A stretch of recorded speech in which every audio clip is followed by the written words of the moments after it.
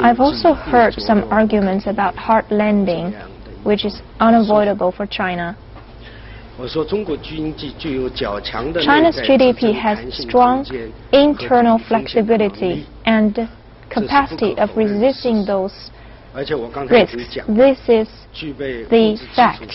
As I have mentioned, we have strong materials, resources, huge demand in the market, and broad space for regional development and improvement of the service quality.